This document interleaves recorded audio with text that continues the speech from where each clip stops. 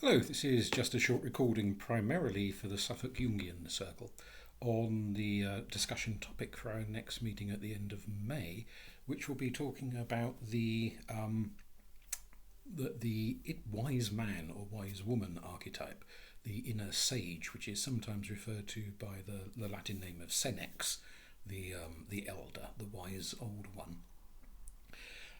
Now we've talked about various other archetypes, and we've talked about various transitional stages in Jung's ideas of alchemy and so on. And without wanting to recap the whole thing, because I'm a bit pushed for time at the moment, Jung argued that there were four stages. Well, I say Jung argued, he actually based his ideas on arguments from the medieval alchemists. So they argued, and then Jung gave it a psychological slant, that there were four main stages that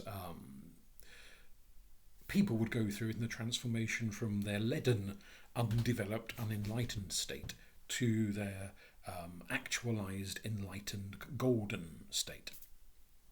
So first is nigredo, the blackening stage, as it is in Latin, which is the confrontation with the shadow side and having to integrate the inner darkness, and some Jung and some of the other Jungians refer to it as the confessional stage, because at least part of it is an act of confession to the self rather than to a priest in a Catholic confessional box, that things that you have previously not wanted to acknowledge about yourself, which could be things you've done, things you've fantasized about, kind of yearnings, appetites, whatever else, that those things that you have previously said are not me, you now confess and own up to being part of you, and these are chiefly things that you have found immoral or disgusting or socially shameful in some way, and so they've been pushed down into the darkness of that sort of inner cellar wherein the shadow dwells. So that the confession doesn't have to be some big public breast-beating thing, although worth noting that in very early Catholicism, confession was a public thing. People had to stand up in church and say, oh, I have done this and I have done that and I have done the other and I repent. Eventually they did move to the privacy of the confessional box, but there is a kind of an interesting area, maybe something we could explore in discussion. Does confession in the not strictly religious context have to be a private thing? Does it have to be a public thing? Can it be either? Does it necessitate an element of both? And I'd suggest perhaps an element of the public-private dilemma is that some of what is part of the shadow will be things that you have done to other people. So some of it is also things they did to you, especially when you were perhaps too young to have any say in the matter. Emotional wounds and physical wounds and whatever that have been inflicted on you, but some of it will be crappy things you have done to other people, and to an extent, as I think things like Alcoholics Anonymous and Narcotics Anonymous, groups like that, there is a sense in which it's not just standing in a hall in front of a group of other alcoholics or other drug addicts and saying, my name's Fred and I'm an alcoholic, and everyone goes, rather some of it is acknowledging to family, friends, colleagues at work, people you may have harmed with your drunkenness, that you have a problem. So there is a kind of to a degree a public element within confession, where if the bit of behaviour you have to confess to is that you've hurt this person, that person, maybe you need to say it to them, assuming of course they're still around and they're still talking to you. If they're not around or they're not talking to you, obviously that is no longer viable, but maybe there needs to be some social acknowledgement, not just a private internal acknowledgement in your own head or a discreet acknowledgement to a therapist or to a priest who is forsworn to secrecy. That some of that has to come out. But anyway, the second stage is the albedo, the whitening, where the individual comes to terms with their contrasexual self. So for a man, he's in a feminine; for a woman, her in a masculine, and the male and the female come together. The third stage is the one I want to talk about now, the Citrinitas stage, the yellowing, wherein the person comes to terms with the wise old man or wise old woman within them. Now, whereas your anima or animus is the opposite sex to whatever your biological sex is, the Senex, the wise sage, is the same sex. So men have an inner wise old man, women have an inner wise old woman that they come to terms with. And just as the shadow exists in contrast to the ego, and the anima or animus exists in contrast to the conscious sex of the individual, so the Senex exists in contrast to the inner child. What in a man is referred to as the Puer Aeternus, the eternal boy, and in a woman is called the Puer Aeternus, the eternal girl. So the boy or girl that never grows up. And this duality you can see played out in a lot of fiction, mythology, folklore, films, TV shows, etc., between the young, innocent character, who isn't necessarily always a child, but they are often quite young, and the mentor, the wise sage, the person who guides them on the path. Just stuff I've enjoyed over the years. Luke Skywalker and Obi-Wan Kenobi. That's the Puer and the Senex. Harry Potter and Dumbledore. You could argue in Doctor Who, the companions, of which there have been Lord knows how many, act in the position of the innocent young thing, and the Doctor himself is the wise old guru who introduces them to the mysteries of the cosmos. So there's all of these sorts of fictional contrasts between the innocent and the wise, the experienced, and that essentially is the duality. The inner child is innocent, is free of social understanding, but also free of social inhibition. And often the case, as many parents and aunts and uncles and grandparents will know, the one thing you wish no one would ever point out or say in a social gathering is invariably the one thing that the 5-year-old does blurt out, and it becomes public because they don't have the social inhibitions not to say something that probably everyone else is thinking, but they've zipped their mouth shut because they know it would cause affront or offence or whatever if someone were to publicly say what they are thinking. But the inner child doesn't have that inhibition. To some extent, you could argue that maybe the Senex almost has too much of that. They are too aware of the rites and rituals and the social niceties and the etiquette and the expectations of the society that they move through. So potentially it's this kind of counterbalance between what one has too much of, the other has too little of, and it's the meeting in the middle that is being aspired to by the end of the journey through the Citrinitas stage, the sort of the coming to wisdom and the coming to terms. A key element in this, and you could, let's say we'll take Harry Potter and Dumbledore, we could take what's his face, Frodo, Bilbo Baggins, and Gandalf in the Lord of the Rings saga, that both Gandalf and Dumbledore die. Spoilers. they do die. Gandalf does come back, and Dumbledore sort of comes back as a ghost. There is, aside from the literary device, there is arguably a psychological reason for this, and certainly this is what Jung would argue, that the journey of the innocent young thing, when the wise mentor dies, Obi-Wan Kenobi dies in Star Wars, etc., once the wise sage is gone, the young hero or the young heroine comes into a realization that the wisdom of the sage is within them. It's not just kind of externalized as this old man or this old woman who's now dead and gone, taking all their wisdom with them. They have imbibed enough of the insights, the understandings, the nuances, that even though the mentor is physically dead, the memory of them, the wisdom they brought, the knowledge they brought, the insight they brought is up here. And so the innocent young thing is no longer as innocent as they had once been. They are now experienced and learned, and they are capable of wisdom themselves.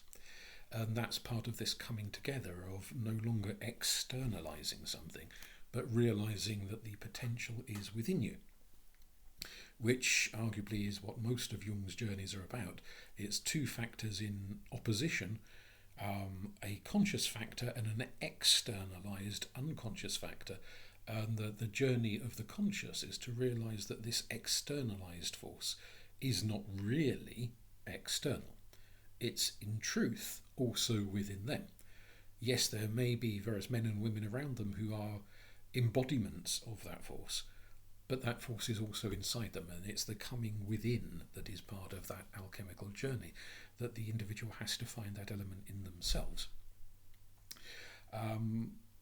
Rampling makes an argument that during the medieval period and towards the end, a couple of centuries down the line, a lot of alchemists began sort of dropping the Citrinitas phase from their texts, their manuscripts, and sort of merging it with the rubedo phase, the last phase where the sort of great coming together happens. And her argument, Rambling, is that some of this is to do with changing understandings of chemical processes rather than any kind of psychological mysticism or kind of symbolism or whatever. And there are certainly kind of modern psychological writings that deal with Jungian themes that skip the Citrinitas stage and go straight from the whitening to the reddening, which is, I think, a bit unfortunate, because there is wisdom to be had in going through that Citrinitas stage. It's probably the least traumatic of the first three stages. Certainly the first stage, the shadow stage, can be horrendously traumatic, coming to terms with pain, suffering and darkness and evil and all of that. And the whitening stage of coming to terms with the contrasexual self can involve a lot of self-questioning and awkwardness and emotional upheaval, whereas this is the meeting of innocence and experience is a little bit more of a gentler phase. But as per the death of Gandalf and the death of Dumbledore and all the rest of it, there are griefs to be experienced in which the outward mentors, sometimes they die in the real world, but sometimes that they may not physically die, but perhaps they fall off their idealized perch and become seen as fallible humans.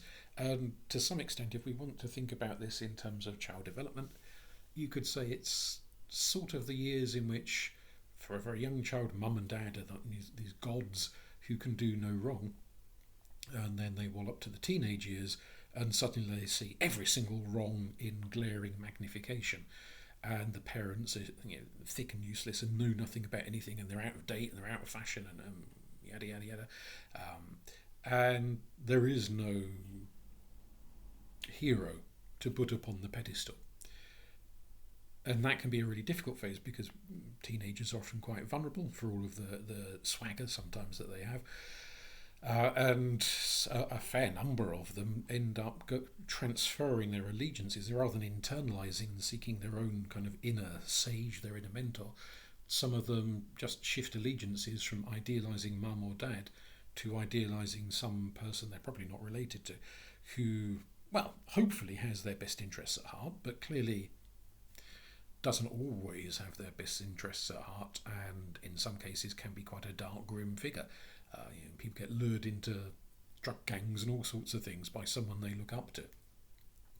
And that's an element Jung emphasises, not the drug gang, but the idea that every one of these archetypes has a good and a bad side to it, a socially desirable and a socially undesirable side to it. So the desirable side of the Senex is the wise, kindly grandfather, grandmother figure who looks after you and guides you gently through the world, who is wise rather than stern. So perhaps the inner father, the inner mother can be quite strict, quite stern, and sort of give you a smack around the ear when you do something wrong. The grandfatherly, grandmotherly one doesn't tend to do that. They may say, don't do that again, but they're not going to come down on you like a ton of bricks. So that they have that kindness, that's the positive side to it. The darker side, and again thinking of mythology and fiction and cinema and so on, for every Dumbledore there's a Voldemort, for every Obi-Wan Kenobi there's a Darth Vader. There's always a kind of corrupted wise figure.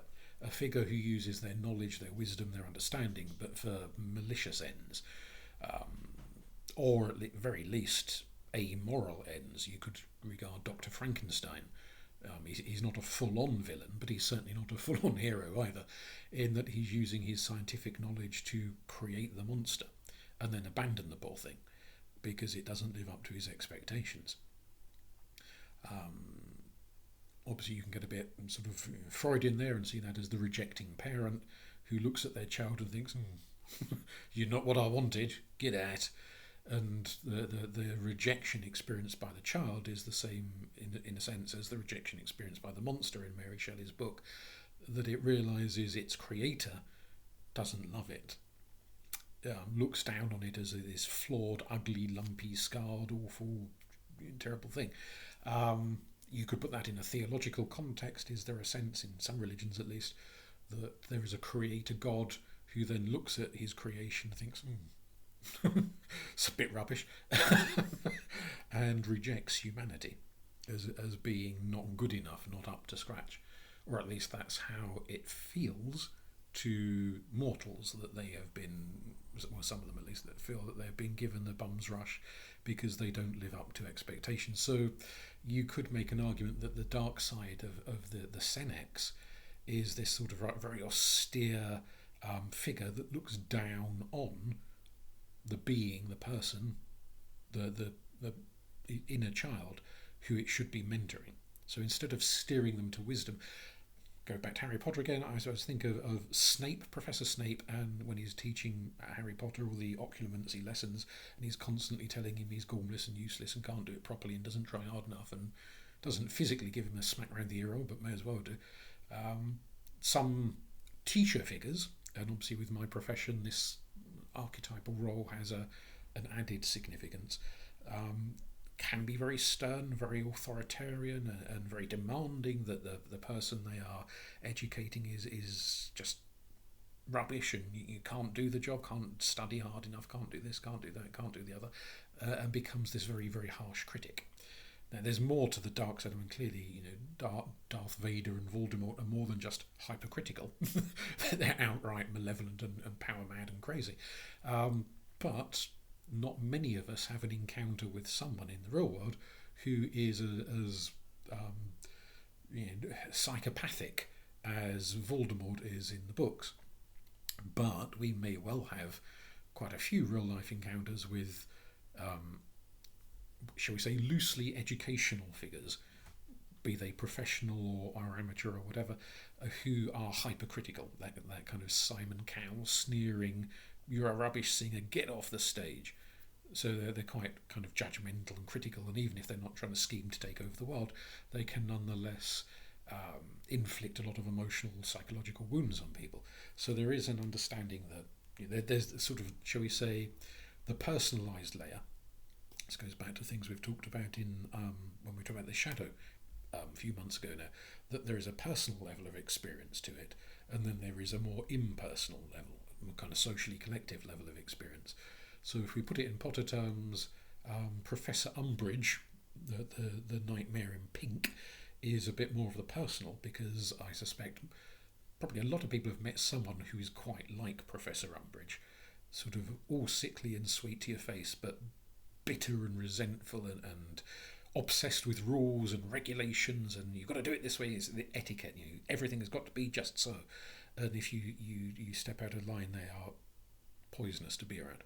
Not many of us will have met, as I say, a Voldemort, because that's somebody somewhere, I can't remember who it was, described him as Wizard Hitler. And not many of us meet someone who is that bad. So that's more the kind of mass chaos, leading the Death Eaters and causing social disruption and tearing society apart and trying to take it over and reshape it and all of that. Very few of us meet somebody that ruthless, that ambitious, that crazed, but we might well meet that more human facet of spitefulness, someone you should be able to look up to and trust, and should be there to guide you and help you, who just does nothing but bitch and snipe and carp and point out all of your flaws and your inadequacies and never once tell you how to overcome them or get better at doing whatever the skill or knowledge set is. So that is the sort of the more personalised level of the dark side of that Senex archetype, is the hypercritical teacher rather than the power-crazed loon who wants to take over the known universe. So you've got these facets to reflect on and consider the role they play in our life. Part of the coming to terms is the sort of the union of the inner child and the inner sage, is the realizing that both are viable in the other. So when I kind of mentioned earlier about the Gandalf or Dumbledore or whoever dies, and the young figure, Harry Potter or Bilbo Baggins or whoever it may be, has got to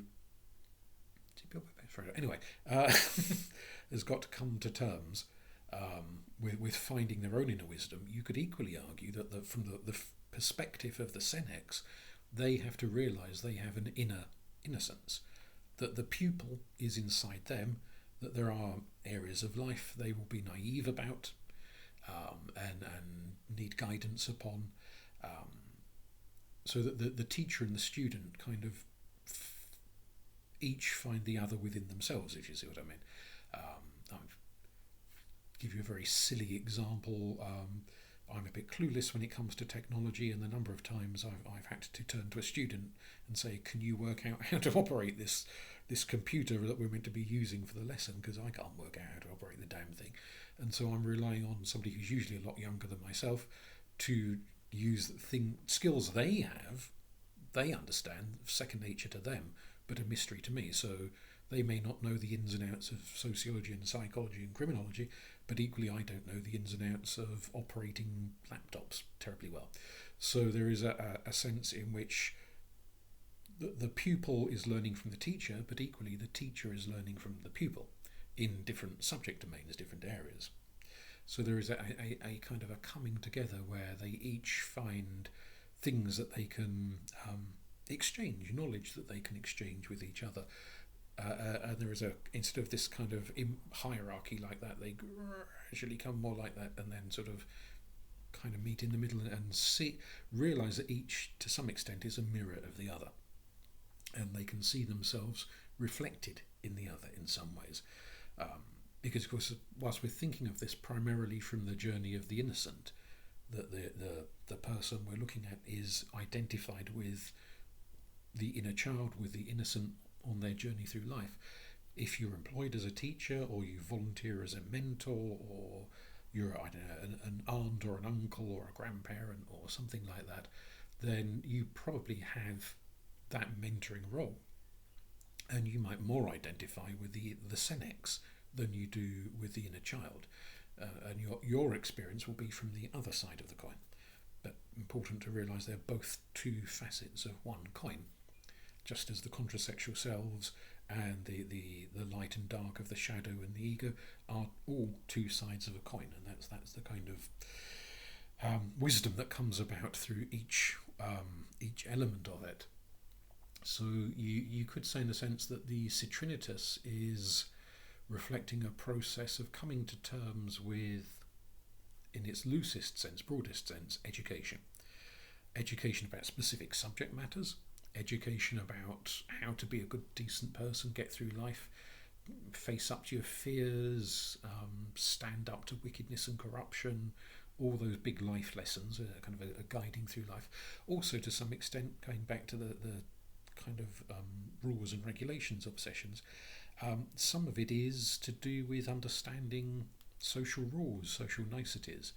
The child doesn't have that understanding, the Senex does, and they are inducting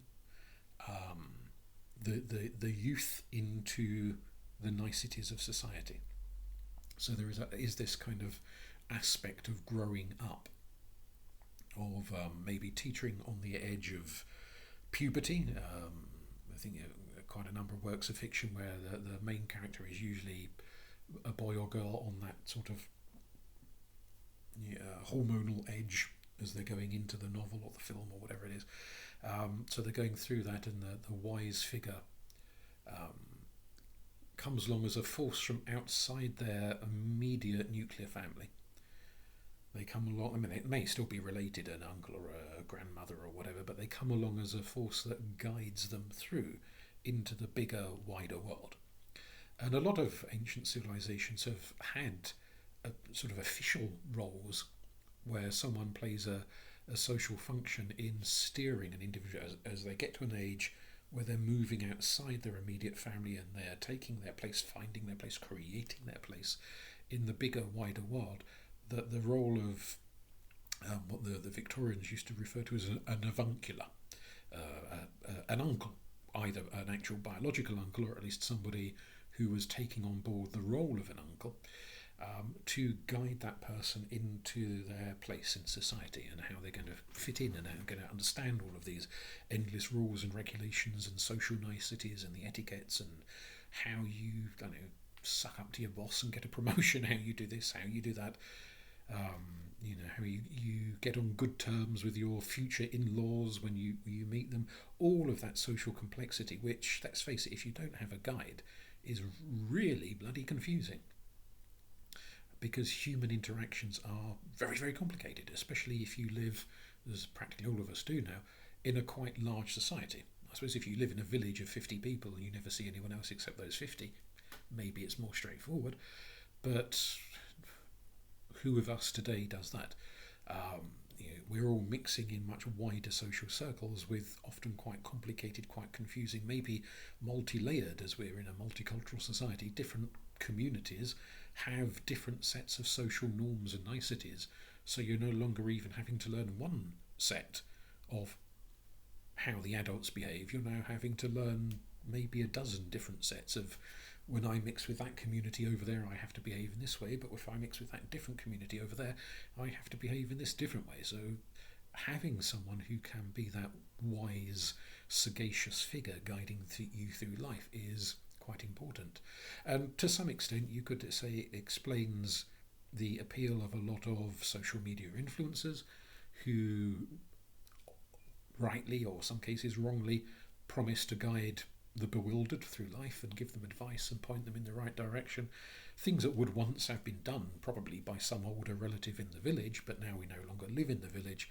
We are often turning to random strangers on the internet who say, well, I can advise you about this, I can advise you about that. And there's a lot of web pages, and if that's not quite the right word, but YouTube channels of people who maybe not themselves provide the advice, but interview. That their whole pitch is that they're interviewing an endless succession of clever buggers who talk about this, that, and the other issue. And the audience are there to say, well, I don't know anything about this issue, so I'll listen to that woman. I don't know anything about that issue, so I'll listen to that guy. And they are absorbing information from strangers that they would once upon a time have absorbed from people that they directly face-to-face knew. So there is quite a role for this, quite a need for it in society. And you could certainly argue, without getting too bogged down in sociology, that the community which shrugs off this need and dismisses it as irrelevant or as trivial is a deeply flawed community that fails to understand the need for aid in transitioning. They fail to understand how complex transitioning into adult society is, and do the young a serious disservice by not enabling them to find mentors and guides and so forth. I think a lot of religions have a guru or some equivalent figure to a guru who is there to provide spiritual counsel and guide. In those communities, maybe people turn to the priest or the vicar or whoever it is, and that person acts as the guide to steer the younger members of the community through the moral maze of life. So this is a significant and important role. And so those Jungian approaches that skip the Citrinitas and just go straight to the Revedo are, I think, missing a trick. They're not fully appreciating the importance of mentorship, of having that wise old whatsit to guide you through life and help you find your way into the future. But that's probably more than enough waffling from me for the moment. So I'll upload this and it can become a basis for a discussion point in the group meet at the end of the month. We can pick up on both the role of the Senex itself, but also the balancing role of the inner child, the inner innocent, the novice within life, as to how the two counterbalance each other, and how we have both aspects of this inner self. No matter how clever you are, there will be some things at which you are a novice. And no matter how naive you are, there will be some things at which you have wisdom and knowledge and understanding. And so it's that sort of being able to have a foot in both camps is where maturity is, where spiritual enlightenment is, where the growth into the final phase of rubedo comes about. But we'll leave that there. I think it will, except last mention, Jung suggests that the inner wise man is a kind of an extension of the father archetype, the inner wise woman, an extension of the mother archetype. And so there is, we kind of touched on this, the sort of perhaps the contrast between the way a strict father or a strict mother might treat a child, and the way the wiser elder would. But there's still a kind of a parental element about it, that this is an older, wiser figure who is steering you and giving you guidance, even if they aren't giving you kind of hard and fast orders that you've got to obey the way a parent might. It's still part and parcel of that. And again, when the good and the bad, the light and the dark aspects come into it, and both reflect the sort of benevolent father versus the destructive, tyrannical father, the benevolent mother versus the destructive, devouring mother, are reflected in the positive and negative aspects of the Senex in either of its two gendered expressions.